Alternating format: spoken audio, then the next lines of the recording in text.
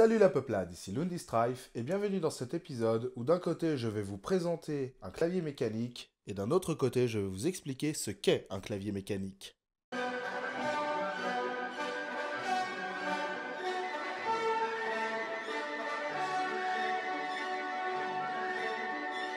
Alors je vous entends derrière votre écran, quoi, encore un clavier, blablabla. Ouais, c'est peut-être encore un clavier, mais celui-là c'est moi qui le présente et c'est un clavier en plus qui est cool.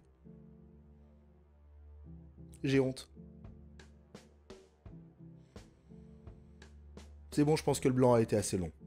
Et pour commencer, un clavier mécanique, qu'est-ce que c'est? Alors déjà, qu'est-ce que ce n'est pas? Alors voilà, c'est fait. Je vous ai tout changé. J'ai même changé les plateaux de A à Z.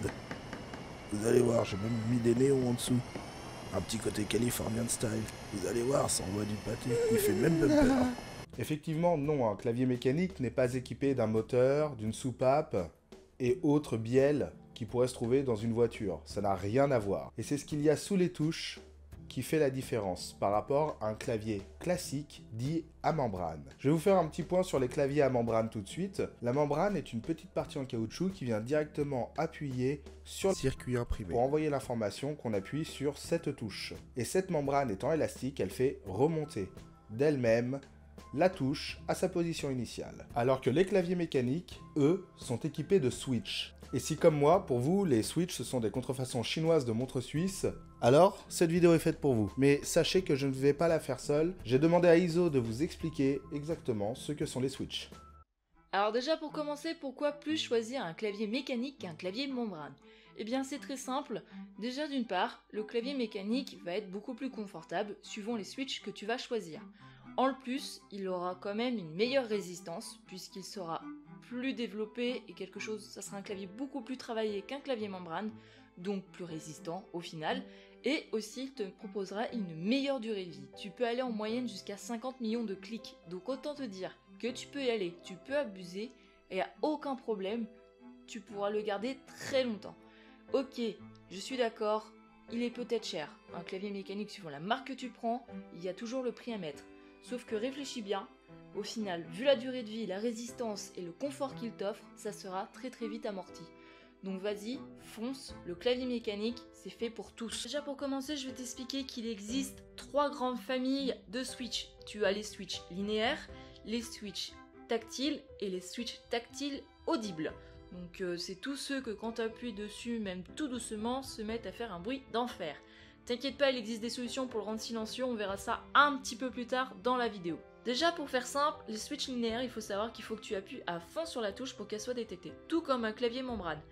Et en plus de ça, l'avantage que ont ces claviers, enfin ces switches là, c'est qu'ils sont silencieux. Ensuite, je t'ai parlé des switches tactiles. Il faut savoir que eux n'ont besoin qu'un appui modéré sur la touche pour qu'ils soient détectés. Et l'avantage qu'ils ont aussi, c'est qu'ils soient silencieux. Et pour finir, j'ai aussi parlé des switches tactiles à retour audible. Ceux-là, ils sont pas très différents des précédents, sauf qu'à la place d'être silencieux, ils offrent un petit clic à chaque fois que tu appuies dessus. Donc, comme la plupart des claviers qui sont actuellement disponibles sur le marché, ils ont tous quasiment un switch audible. Donc tu appuies et t'entends le clic. Alors on va rentrer un peu plus dans le vif du sujet. Je vais commencer par te parler des switches les plus répandus actuellement sur le marché. Il s'agit des switches chéris. Donc pour commencer, je vais d'abord aborder le switch Red, le MX Red plus exactement, le switch MX Black et le switch MX Speed, dit aussi MX Argent.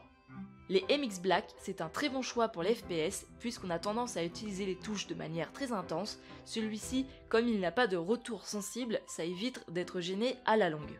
De plus, les Black sont utilisés pour limiter les fautes de frappe puisqu'il faut appuyer fort sur la touche. Et en plus de ça, ils sont silencieux.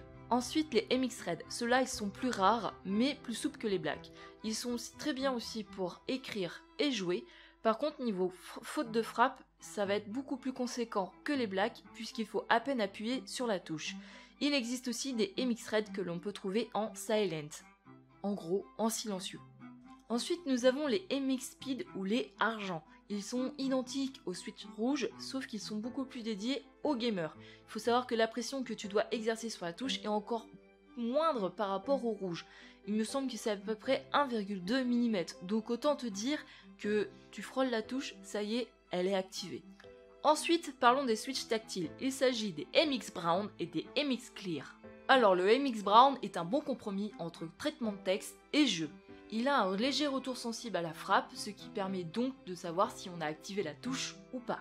Du fait qu'on a un retour sensible, on ressent bien les deux positions. Et en plus, ça permet une frappe plus rapide. Ce switch est quand même plus reposant qu'un black, puisqu'il faut exercer moins de pression sur la touche. Ensuite, dans la famille des tactiles, nous avons le dernier, le switch Clear. Il faut savoir que ce switch est beaucoup plus rare, parce que beaucoup plus cher. Il est quasiment identique au Brown, sauf qu'il faut exercer une pression un peu plus conséquente pour activer la touche. Et pour finir, je vais te parler des switches tactiles à retour audible. Comme tu peux le comprendre, ceux-là sont vraiment, mais alors vraiment, moins silencieux par rapport aux précédents. Pour commencer, je vais parler des MX Blue, qu'on voit quasiment partout à l'heure actuelle sur le marché. C'est un interrupteur tactile très précis, très sensible, mais aussi très audible. Hormis le fait qu'il peut être bruyant et que ça peut gêner certaines personnes, il est quand même conseillé pour les personnes qui font énormément de traitement de texte. Par contre, il vous faut quand même un certain temps d'adaptation. Une fois habitué, vous aurez du mal à repasser un clavier à membrane. Ensuite, nous avons le MX Green qui est le cousin du MX Blue. Il est quasiment équivalent, sauf qu'il faut appuyer plus fort. Et comme on appuie plus fort, il fait plus de bruit. Alors avant de commencer, je t'avais dit qu'il y avait moyen de réduire le son des switches mécaniques, ceux qui ont un retour audible, donc les Blue et les Green, si tu as bien suivi jusque là. Et donc pour atténuer le son de ces touches, il existe des petits caoutchoucs que tu trouves vraiment partout à pas cher, qui se glissent entre le switch et la touche, et qui permet justement d'atténuer un petit peu le son. Bon, ça ne l'atténuera pas entièrement, tes voisins vont continuer de gueuler un peu, mais au moins ça atténue un petit peu, et pour ceux qui ont du mal à s'habituer au son, ça permettra peut-être de continuer d'utiliser le clavier sans trop se soucier du bruit qu'il peut créer. Alors les switches mécaniques, tu en trouves pas forcément qu'en Cherry, tu en trouves aussi chez la marque Riser, ils ont créé leur propre switch.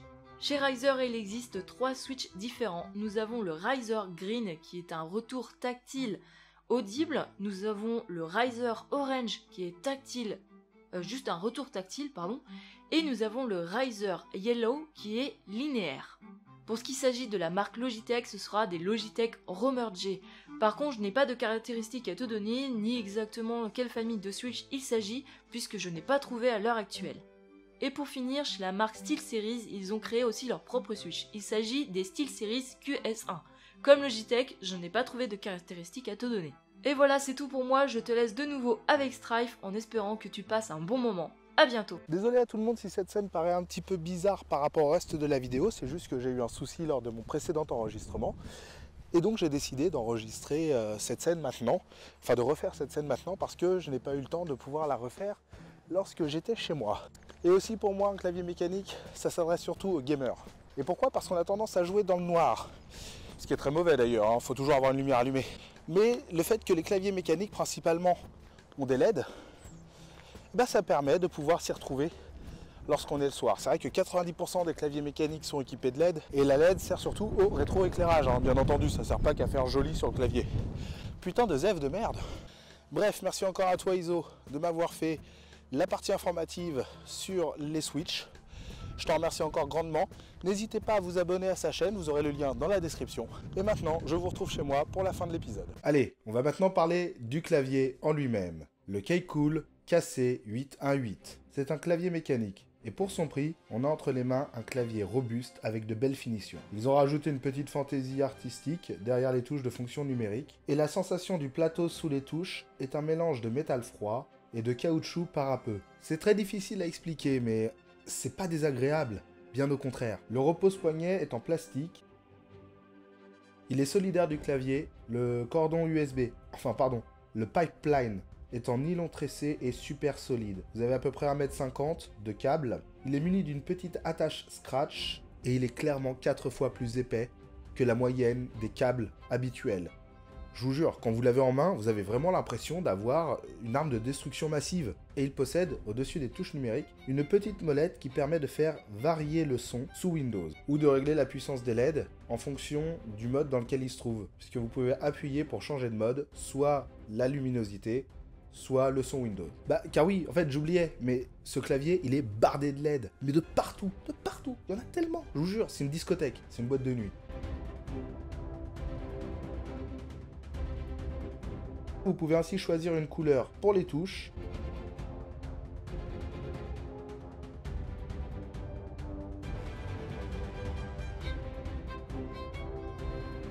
Ainsi qu'une couleur différente pour le repose-poignet et aussi pour les côtés. En plus, les couleurs sont très vives et très agréables à regarder. Et oui, comme vous pouvez le voir, le clavier est en QWERTY. Mais en soi, ce n'est pas trop grave, car à l'aide de cette petite clé, vous pourrez aisément changer les touches de place. En effet, sur un clavier mécanique, il est quasi impossible de retirer les touches à la main. Attention, je dis bien quasi impossible. Et pour ce clavier, lorsqu'on a retiré les touches, on se rend compte qu'il est muni de Red Switch. À côté de ça, ce clavier m'a quand même mis un regret. Un seul et unique regret. Lorsque j'ai vu au-dessus des touches numériques qu'il y avait un symbole de cadenas. J'ai cru, j'ai même espéré pendant une seconde qu'on puisse bloquer tout le clavier. Malheureusement non, ça ne sert qu'à bloquer la touche Windows. Et vraiment, bloquer tout le clavier aurait juste été parfait. Ça aurait évité que le petit frère, la petite sœur ou même l'enfant viennent appuyer dessus quand vous n'y êtes pas. Moi, ça m'aurait aidé beaucoup. Surtout pour mon fils, qui aime bien jouer avec le clavier parce que le clavier il fait plein de lumière et que c'est trop tentant d'appuyer dessus. D'autant que là, je vais vous mettre en exemple mon PC portable. Le clavier de mon PC portable a la touche fonction numérique et Windows qui sont inversées. Ce qui évite aux grosses mains d'appuyer sur la touche Windows malencontreusement. Et donc, on n'a pas besoin de la bloquer cette touche. Pourquoi est-ce que les fabricants de claviers n'y pensent pas plus? De plus, je n'ai pas de manuel et je n'ai pas trouvé de manuel sur internet. Donc je ne sais absolument pas à quoi sert la quatrième possibilité au-dessus des touches numériques. Au final, c'est un clavier qui est très agréable sous la main, aussi bien en jeu qu'en traitement de texte. Même si, écoutez. Oui, c'est le bruit que fait le clavier lorsque vous écrivez. Bon, là j'ai un peu rapproché le micro du clavier, mais normalement vous ne tapez pas dessus avec un gros marteau comme moi j'ai pu le faire pour l'exemple.